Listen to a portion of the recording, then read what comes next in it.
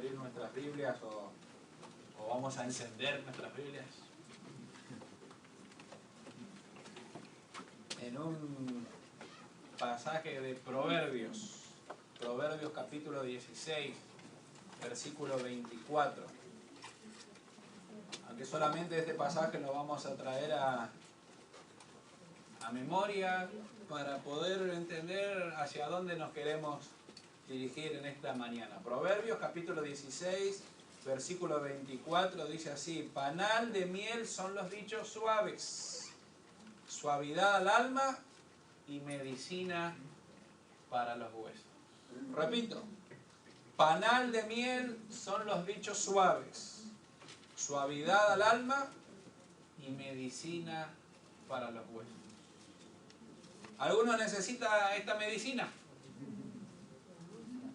De los dichos suaves son medicina para nuestros huesos.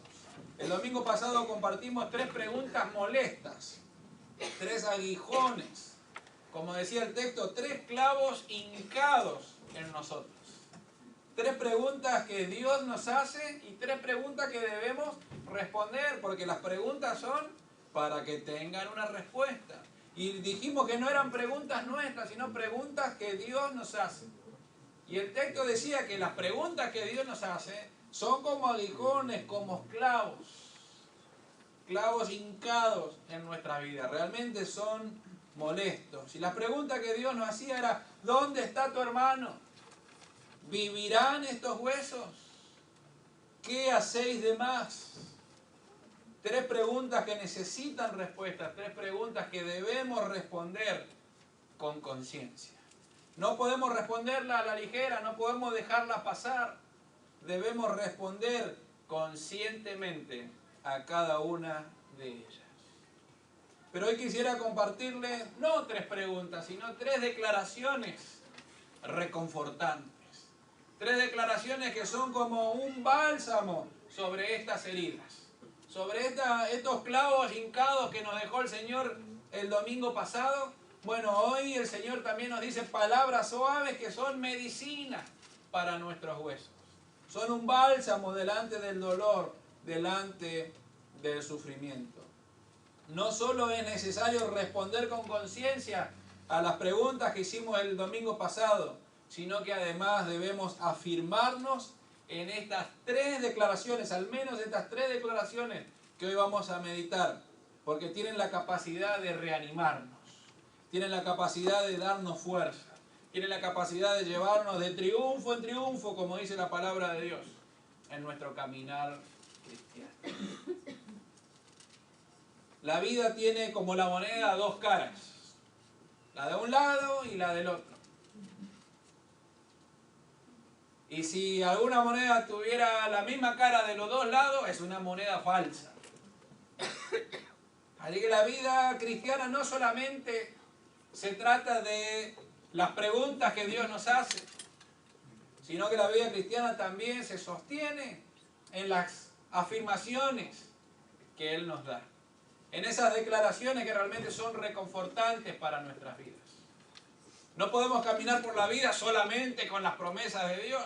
Conozco muchos cristianos que solamente se basan en las promesas del Señor y tienen su Biblia marcada solamente en las promesas del Señor, pero nunca en ninguna demanda del Señor, nunca en ninguna pregunta del Señor. Como diciendo, no, eso es para los legalistas. Debemos buscar un equilibrio en nuestro caminar cristiano y que tiene que ver con todo el ser de Dios, con toda la naturaleza de Dios. Dios hace preguntas que nos molestan y que Él espera respondamos. Pero Dios también nos da respuestas, confirmaciones que nos ayudan y nos reaniman. Por eso la primera que quería compartir el día de hoy se encuentra en Jeremías capítulo 33, versículo 3. Creo que ni la deben buscar por tan conocida que ha de ser. Y si no es conocido, usted está en peligro, mi hermano. Si no conoce Jeremías 33, 3, está en peligro. Porque el texto, claro, dice, bueno, yo no me acuerdo la cita, pero si usted me dice el versículo, ahí yo me acuerdo. Y tiene razón, no va a ir al cielo y le van a pedir, le van a hacer un examen. ¿Qué dice Jeremías? Porque dice, ¿usted vivió en el año 2000? Sí. Ah, los de esa época no tienen memoria. No, no sé. Esta es una frase que Dios le dice a Jeremías. Le dice, clama a mí. Ah, vieron que la sabía. Le dije a Jeremías y estaban más perdidos. Y está escrito ahí, así cualquiera. Clama a mí y yo te responderé. ¿Escuchó alguna vez esta frase? Sin duda. Sin duda. Y ahí nos agarramos todos. Y está bien en hacer eso. Debemos agarrarnos de esta palabra del Señor, de esta declaración que el Señor le hace a Jeremías. Jeremías era llamado el profeta llorón. Se la pasó llorando. ¿Por qué? Porque le tocó hacer un trabajo realmente duro. Prácticamente nadie en su ministerio se convirtió al Señor. Nadie en su ministerio volvió al Señor. Y entonces, según nosotros diríamos, este Jeremías es un fracasado. ¿Será que Dios realmente lo llamó? Pero el Señor le dice a Jeremías, clama a mí y yo te responderé. La Biblia está poblada de esta misma idea. No se la dijo solamente a Jeremías. Es muy posible que Jeremías también haya captado esta idea de Dios de todos los salmos que están llenos de esta misma idea. Y aún el Nuevo Testamento está llena de la misma idea de clamar al Señor. Fíjense lo que dice el Salmo 91:15. Dice, me invocará y yo le responderé. Con él estaré yo en la angustia. Lo libraré y le glorificaré. También el salmista dice, alzaré mis ojos a los montes. ¿De dónde vendrá mi socorro? Mi socorro viene de Jehová, que hizo los cielos y la tierra. Pedro también lo dice y lo escribe el apóstol Juan, capítulo 6, versículo 68. Le dice, Señor, ¿a quién iremos si solo tú tienes palabras de vida eterna? Santiago, el hermano del Señor, le escribe de la misma manera, acercaos a Dios y Él se acercará a vosotros. El mismo Jesús dijo, pedid y se os dará, buscad y hallaréis, llamad y se os abrirá. La Biblia está poblada de esta idea, de que podemos clamar al Señor y que Dios responde. No es solamente un clamar de levantar nuestra voz de angustia, de levantar nuestra voz, de tener que gritar y descargarnos en la vida. Como muchas veces nos dan un consejo, usted vaya y descárguese. Oh, grite. Había una frase en Argentina que hasta la patentaron después de un artista. Decía, si querés llorar, llora. Así, llora. Y era como para descargarse, para aliviar las tensiones. Y es cierto que se alivian las tensiones, pero cuando uno se acerca a Dios, que esta es la verdadera promesa, es saber que cuando uno va a clamar al Señor, Dios va a responder. No es solamente el clamar que te hará bien, clamar y el Señor ha de responder. El Señor le está diciendo a Jeremías y nos dice a cada uno de nosotros, clama a mí, aflígete ante mí, gime ante mí y yo te responderé. Y no solo te voy a responder, sino que también te enseñaré grandes cosas, cosas que te son ocultas y que tú ni siquiera imaginas conocer. Así continúa el texto de Jeremías. Clama a mí y yo te responderé. ¿Llamó alguna vez a alguien por teléfono y no le respondió? ¿Lo hizo alguna vez? ¿Te pasó o no?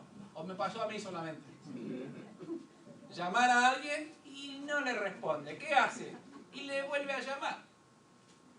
Antes, en la época que no había celular, uno decía, bueno, llamo mañana, ¿no? O la semana que viene.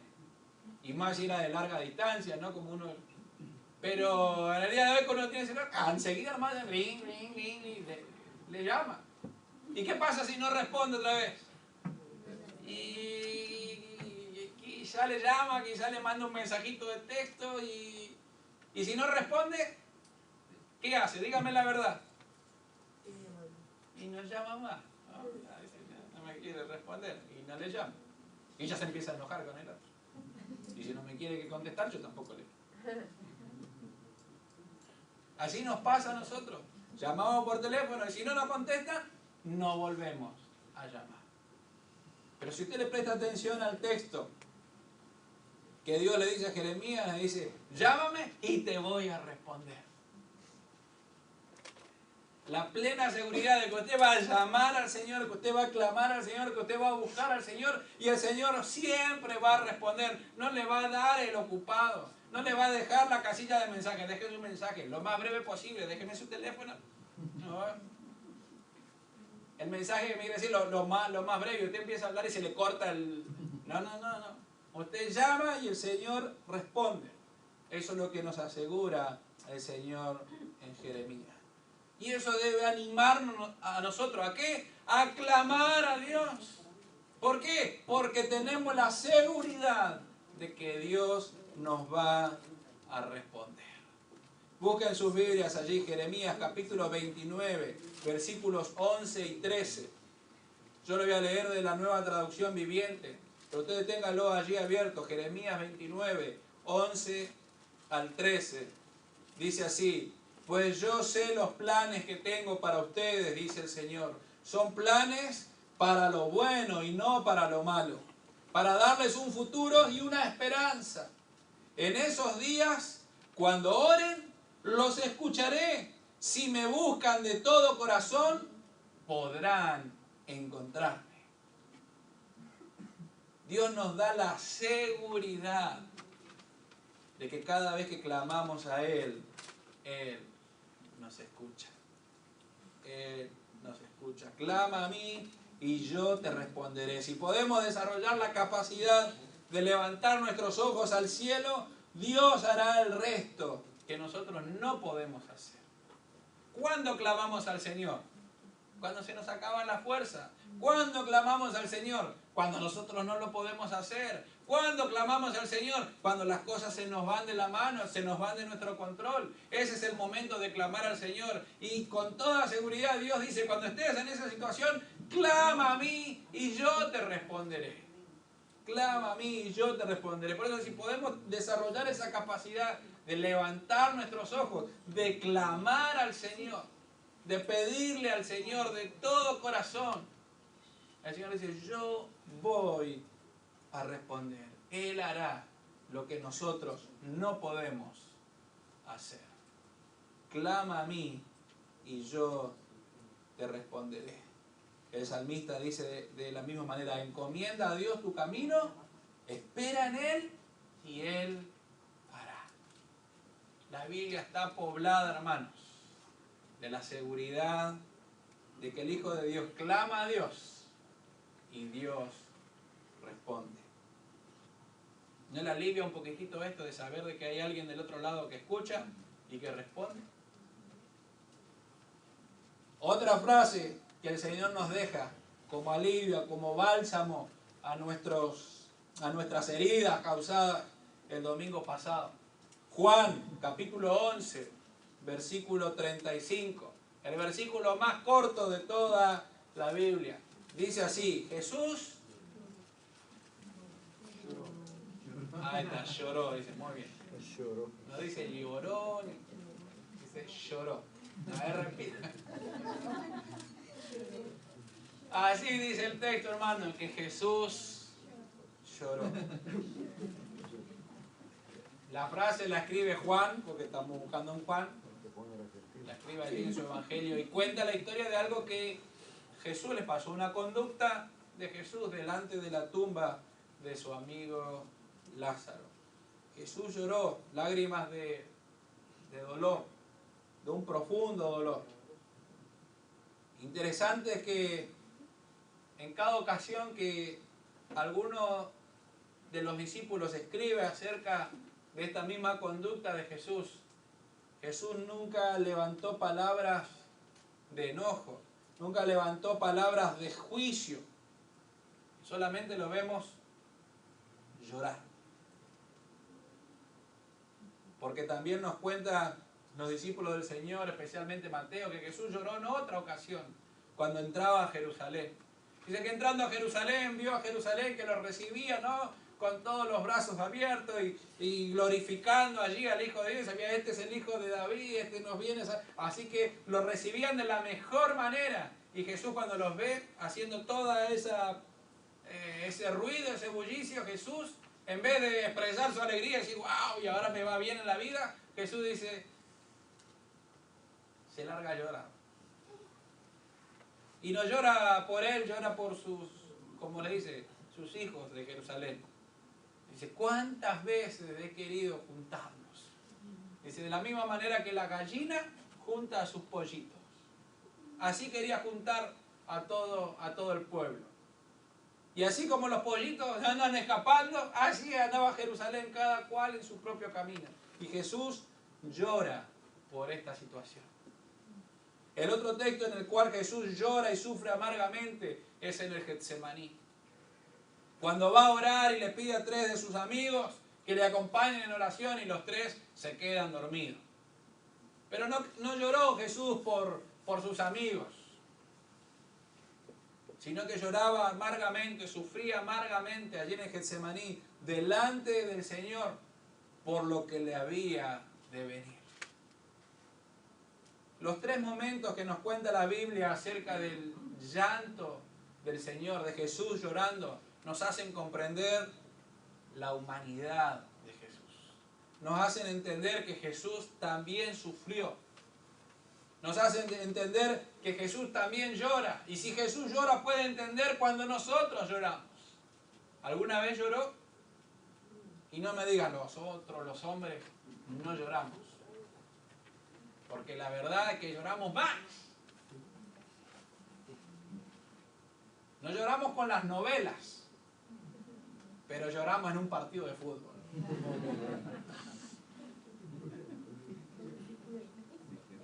Nos pegamos un martillazo en el dedo y no lloramos, porque somos machos. Así muchas veces uno va por la vida como diciendo, no es necesario llorar. Y Jesús dice que lloró. Sus discípulos nos cuentan, Jesús lloró. ¿Por qué lloró Jesús? De tristeza, de impotencia, de amargura.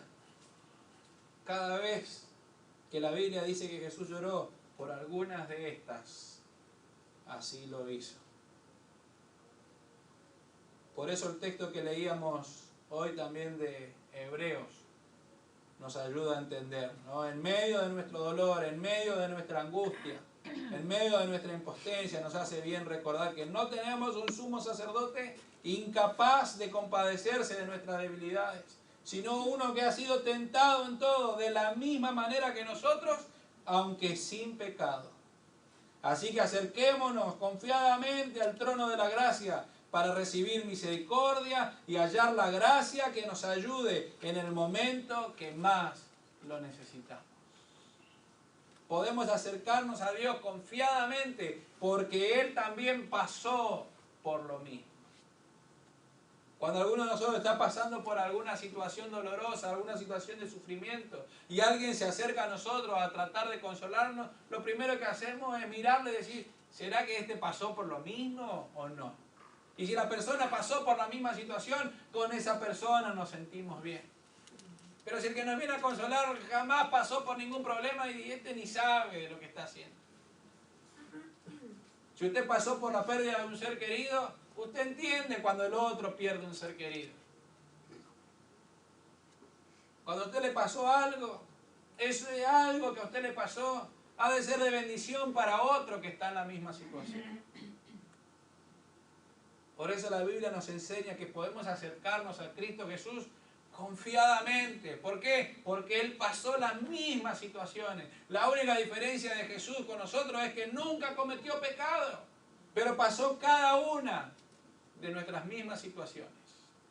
Él comprende nuestro dolor, Él comprende nuestro sufrimiento. Jesús también lloró. Por eso me hace recordar muchas veces, cuando uno está sufriendo, cuando uno está mal, que a Jesús también le pasó. Saber que no soy el único que llora, no soy el único que sufre, no soy el único que le duele lo que le pasa, no soy el único que no se le comprende, que no le va bien las cosas. Jesús nos comprende en todos los aspectos. Por eso saber que Jesús lloró me hace bien recordarlo una y otra vez. Y me da la fuerza como para secar mis lágrimas si realmente son sinceras. Llevar adelante la agonía, el sufrimiento y pasar por el mismo camino que el Señor pasó. Jesús lloró y Él nos comprende. Por eso podemos clamar a Él. Por eso podemos saber que Él nos va a responder. Y que nos va a responder con la mejor respuesta. Porque Él pasó por la misma situación. ¿Por qué llora usted, mi hermano? ¿Cuál es el dolor? ¿Cuál es el sufrimiento? Cada uno de nosotros tenemos distintas reacciones. Pero cada uno de nosotros, ante las distintas reacciones, también sufrimos. Nos hace bien, por lo menos a mí personalmente me hace bien saber que el Señor me comprende, porque el Señor también ha llorado. Yo no sé por qué usted llora, pero sí sé que el Señor lloró por lo mismo. Lloró por lo mismo y nos puede comprender a cada uno de nosotros. Tercer frase reconfortante que el Señor nos deja, que la palabra de Dios nos enseña. Se encuentra en Lucas capítulo 1, versículo 37. Lucas 1:37. Dice, nada hay imposible para Dios. Eso sí que está bueno. Nada hay imposible para Dios. Esta frase se la dice el ángel a María cuando le anuncia que Cristo Jesús iba a nacer de ella. Le dice, María, nada hay imposible para Dios. No es imposible para Dios que Elizabeth, la parienta que decían que era estéril, quede embarazada de Juan el Bautista. No es imposible para Dios que María, sin conocer varón, quede embarazada de Cristo Jesús. No es imposible para Dios que José, quien se iba a casar con María, se crea esa historia. Nada hay imposible para Dios. Nada hay imposible para Dios. A lo largo de toda la historia, de seguir obrando. De seguir obrando de manera que nosotros no alcanzamos a comprender. Porque así como el ángel le dijo a María, nada hay imposible, la Biblia está llena de esos momentos en los cuales Dios hace lo imposible. Dios hace lo que nadie se imagina. Dios hace lo que ni siquiera estaba en los planes del más creativo del universo. Solo Dios es capaz de hacer aquellas cosas que son imposibles. Dios es el que ablanda el corazón del faraón. Dios es el que abre el mar rojo. Dios es el que lleva a su pueblo desobediente en medio del desierto. Dios es el que trae maná, envía maná de la nada. Dios es el que trae las codornices. Dios es el que hace salir agua de la roca. Dios es el que hace posible que un pequeño joven de menos de 12 años mate y destruya a aquel gigante, Goliat. Dios es el Dios de los imposibles. Dios es el que sostiene a los profetas. Dios es el que sostiene a los discípulos. Dios es el que sostuvo a todos nuestros antepasados que nos guiaron en el camino del Señor. Y Dios es el que hace lo imposible y nos sostiene también hoy, a cada uno de nosotros. ¿O no le pasó nada todavía de que Dios hizo algo imposible en su vida?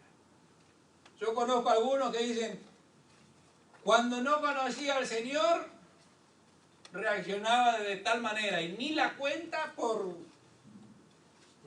temor a asustar a alguien. Dice, pero ahora que he conocido al Señor, realmente reacciono de otra manera. Y uno se queda, bueno, qué testimonio más pequeño. No, es la transformación de lo que Dios hace. Dios hace lo imposible. Que nosotros que somos medio locos, a veces actuemos coherentemente. Dios hace lo imposible. Y sigue haciendo lo imposible. Porque para Dios no hay nada imposible. Saber que para Dios no hay nada imposible, que nos dice que le clamemos a Dios, que está poniendo todo delante de nosotros. Para nosotros muchas cosas son imposibles. O mejor dicho, todo es imposible. Pero para Dios nada es imposible. Cuando me pongo a pensar en las cosas que tengo que hacer, en tratar de poner en equilibrio la familia, el trabajo, el ministerio, la responsabilidad, la salud física, la salud mental, la salud emocional. ¿A usted le pasa lo mismo? ¿No? Que trata de equilibrar, de poner un balance en todas las cosas, poder equilibrar las decisiones, poder equilibrar nuestra vida cristiana, poder equilibrar nuestra devoción a Dios. Así como dijo Jesús, les aseguro que si tienen fe tan pequeña como un grano de mostaza, podrán decirle a esa montaña, trasládate de aquí para allá y se trasladará. Para ustedes nada será imposible. Lo dijo Jesús. Si tuvieran fe como un pequeño grano de mostaza, cada vez que leo este pasaje, muchas veces en vez de fortalecerme, es como la primera pregunta molesta.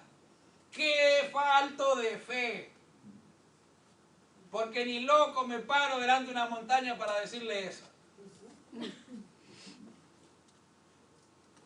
Pero cuando empiezo a pensar que Dios dice que para Él no hay nada imposible,